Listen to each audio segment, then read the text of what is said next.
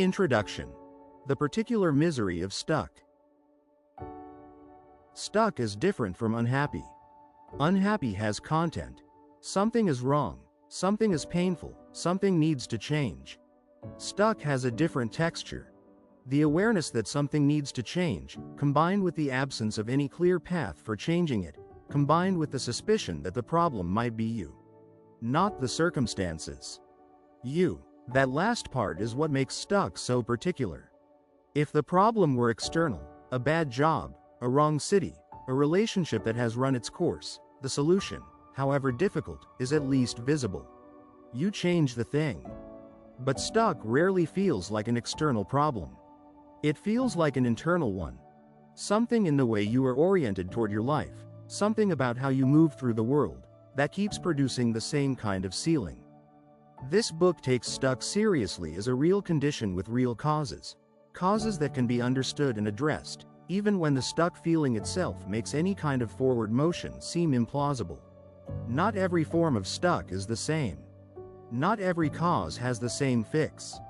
But underneath the varieties of stuck, there are patterns, and patterns can be worked with. Chapter 1.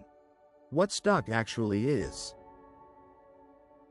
The feeling of being stuck is the subjective experience of a mismatch between the life you have and the life you want, between what you are doing and what you believe you should be doing, between who you are and who you could be. It is not the same as having a hard life. Many people with objectively difficult lives do not feel stuck, because they feel movement, progress, however slow, towards something that matters to them. Stuck is, at its core, the absence of felt movement. And felt movement is surprisingly independent of actual movement. You can be making real progress on important things while feeling completely stuck, if the progress is not in the direction of what you actually care about. You can be busy every hour of every day and feel profoundly stagnant, if the busyness is not producing the thing that would constitute change. This matters because it means solving stuck is not necessarily about doing more. The person who is already exhausted from doing too much does not need another thing to do. They may need, instead, a recalibration, a clearer sense of what movement would actually mean, so that the doing can be redirected rather than simply increased. Chapter 2. The comfort that traps. One of the less discussed causes of stuck is comfort. Not the deep comfort of a genuinely good life, but the ambient comfort of a life that is not quite right but not quite bad enough to demand action. A job that is underwhelming but pays well. A relationship that is unfulfilling but not painful. An arrangement that feels temporary but has been temporary for 5 years. Comfortable stuck is particularly resistant because it does not generate enough distress to motivate change. The pain that drives people to make hard decisions, to leave, to start, to begin the difficult thing, is not present in sufficient quantity. There is instead a chronic low-grade dissatisfaction that is easy to tolerate day by day, and hard to justify disrupting for the sake of something uncertain. The trap is that comfortable stuck tends to drift rather than resolve. Each year is slightly more entrenched than the last, more financial dependence, more sunk cost, more distance from the thing you wanted to do before you got comfortable. The window does not close all at once. It closes slowly, over years, until one day the life has been lived and the comfortable arrangement was the life. The antidote to comfortable stuck is not the manufacture of crisis. It is an honest accounting of trajectory. If I continue exactly as I am, what does 5 years from now look like? 10 years? The honest answer to that question is sometimes sufficient to motivate movement in the absence of urgency. Chapter 3. Fear is a reason, not a verdict.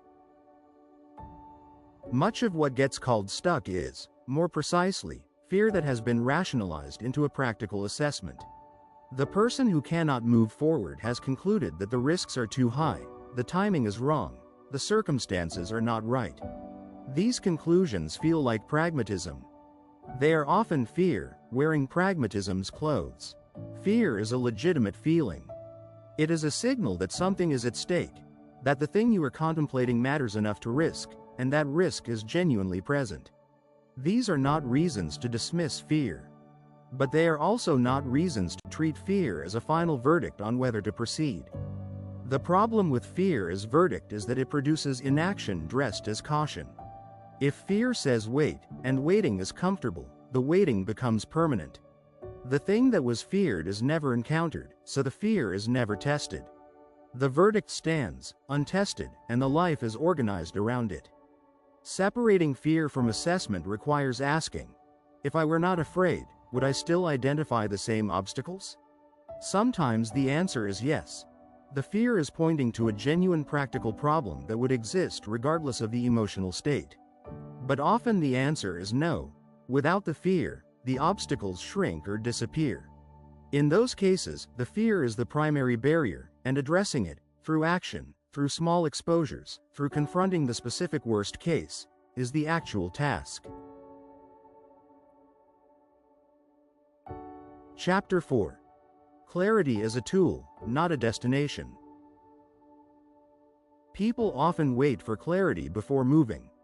They want to know where they are going before they go. They want to be sure about the right direction before they commit energy to it. This sounds sensible. For most life decisions, it does not work. Clarity about major life decisions rarely comes through thought alone. The question, what do I really want, cannot be answered by sitting quietly and thinking harder about it. It is answered through experience, through trying things, encountering the reality of options, discovering what resonates and what does not. The clarity that feels necessary before moving is the clarity that only moving can produce. This means that waiting for clarity is often waiting for something that the waiting itself prevents. The person who cannot move until they know what they want will not find out what they want without moving. The loop closes on itself. The only way out is to act on imperfect information, to move tentatively, experimentally, in a direction that seems more likely than others, and to update based on what the movement reveals. Clarity, used as a tool rather than a destination, looks different. Instead of trying to be clear before starting, you use whatever partial clarity is available to take the next smallest step, then update. Each step produces information.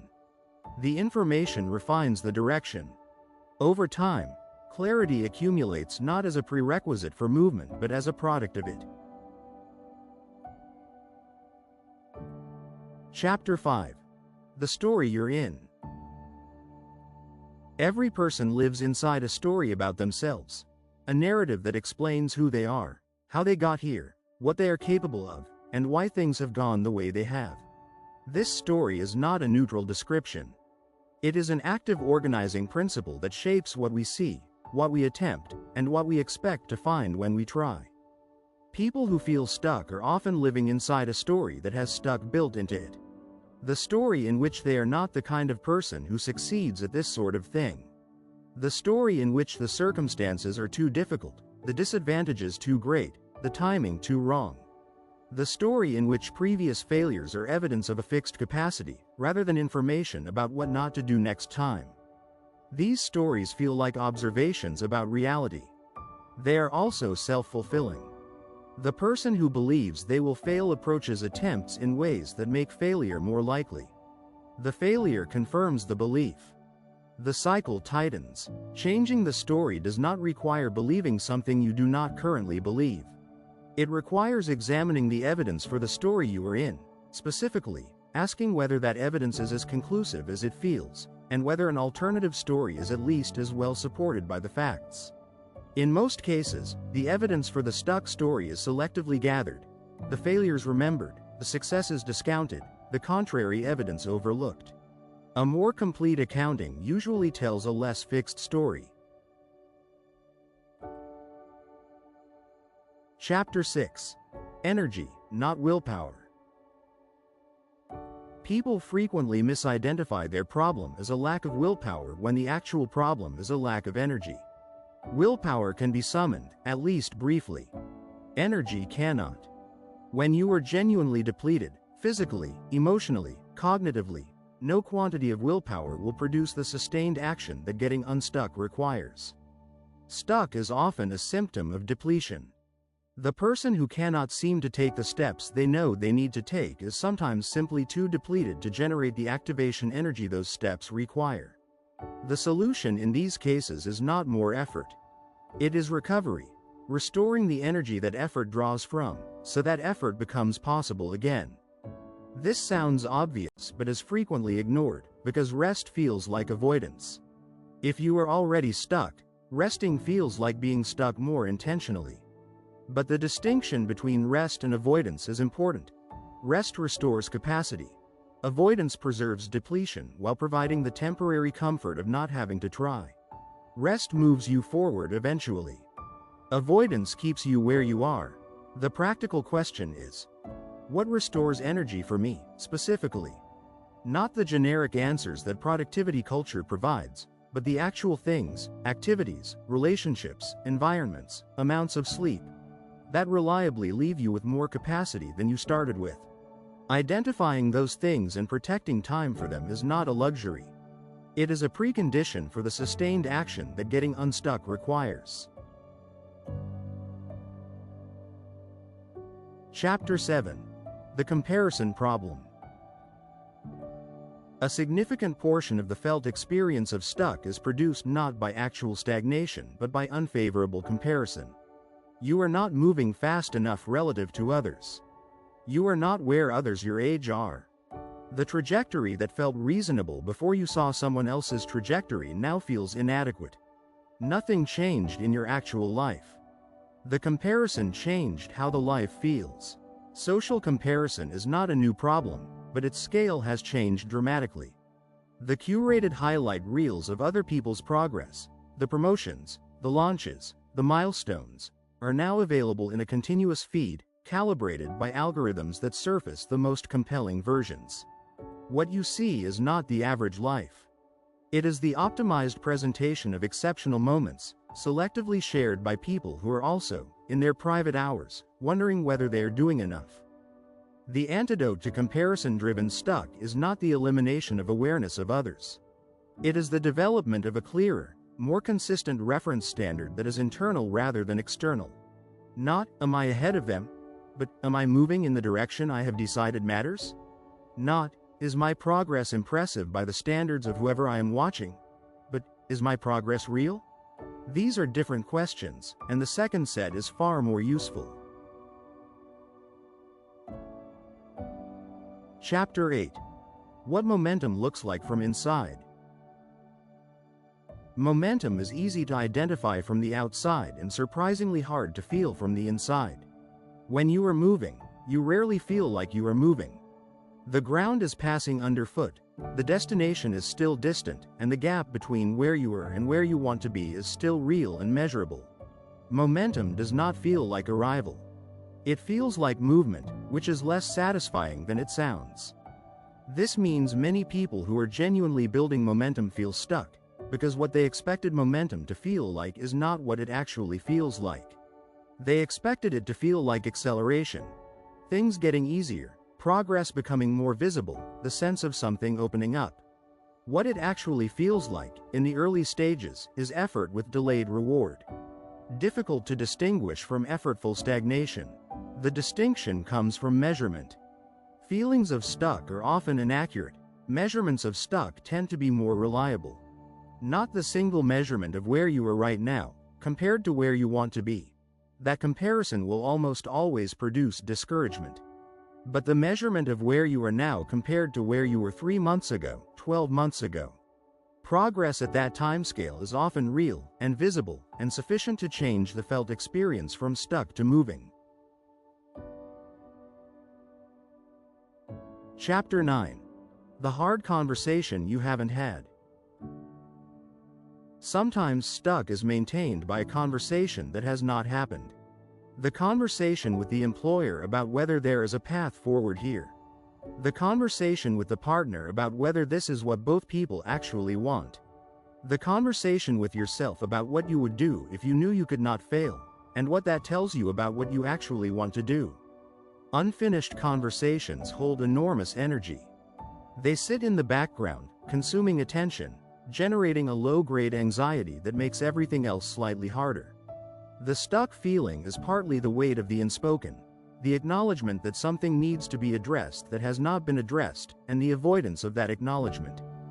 The hard conversation, when it finally happens, rarely ends the way it was feared. Sometimes the outcome is clarifying. The situation is not changeable, and you now know that and can act accordingly. Sometimes it is better than expected. There was a path you could not see because you had not asked.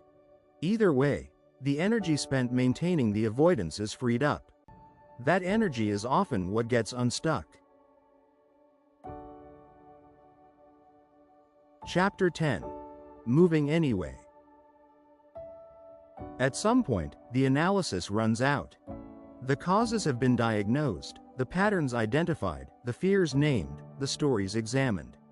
And the thing that is left is not more analysis.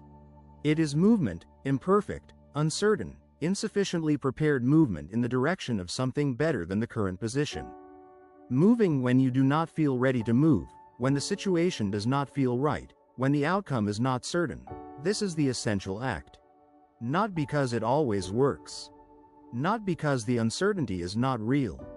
But because the alternative, staying where you are, waiting for conditions that may never arrive, has a cost that compounds over time in ways that are easy to underestimate in the present. Moving anyway does not require bravery in the heroic sense. It requires a decision, the small, private, undramatic decision to do one thing today that constitutes movement rather than stasis. To make one call, write one email, take one step that is different from yesterday's steps. Not because it will solve the stuck immediately, but because movement is the only thing that produces more movement. And stuck, however permanent it feels, responds to movement the same way it always has. Conclusion. The stuck you can work with. You will feel stuck again. Not because you have failed to learn something or build something or resolve something, but because stuck is a recurring feature of a life lived at the edges of comfort and capability. Every time you grow into what was difficult, the next difficulty appears. The difference between the person who stays stuck and the person who does not is not the absence of the feeling. It is the relationship to it. Stuck, understood clearly, not as a verdict, not as a permanent state, but as a temporary condition with identifiable causes and available responses, is a problem that can be worked with. Not solved, exactly. Not eliminated. But worked with, examined, addressed at its actual source, moved through with the imperfect resources available. That is enough. That is what getting unstuck actually looks like, from the inside, in the middle of it. Not triumphant. Just moving. Key takeaways. Stuck is the absence of felt movement, and felt movement is independent of actual movement. You can be busy and stagnant. You can be slow and genuinely moving. Comfortable stuck is the hardest to leave because it lacks the pain that motivates change. An honest assessment of trajectory, where this path leads in 5 or 10 years, is the most reliable counter. Fear rationalized into pragmatism looks like caution. The diagnostic. Without the fear, would the same obstacles still exist? Clarity is a product of movement, not a prerequisite for it. Acting on imperfect information is how the information improves. The story you are living in shapes what you see and attempt. Examine the evidence for it. Selectively gathered evidence for a fixed story looks very different from a complete accounting. Stuck is often depletion, not laziness. Recovery restores capacity. Avoidance preserves depletion. The distinction matters. Comparison-driven stuck is produced by a flawed reference standard. The useful question: am I moving in the direction I have decided matters? Momentum rarely feels like momentum from the inside. Measure where you are now versus 3 or 12 months ago, not versus where you want to be. Many forms of stuck are maintained by an unfinished conversation. The conversation, when it happens, almost always frees more energy than it costs. A note at the end. If you have been stuck for a long time, the feeling itself may have become familiar enough to feel permanent. That is worth examining carefully. Not because permanence is impossible, but because the feeling of permanence and the fact of permanence are very different things. People move out of long-term stuck regularly. Not always dramatically, not always in the ways they expected, but genuinely, into lives that feel more like theirs, more like movement, more like the thing they were waiting for. They move through a combination of the things this book has covered: honest diagnosis, small action, patience with process, and the willingness to do the next thing rather than waiting to know all the things. The next thing is available right now. Not the final thing, not the solution, not the answer, just the next thing. That is where stuck ends. Not all at once. One small, available, ordinary step at a time.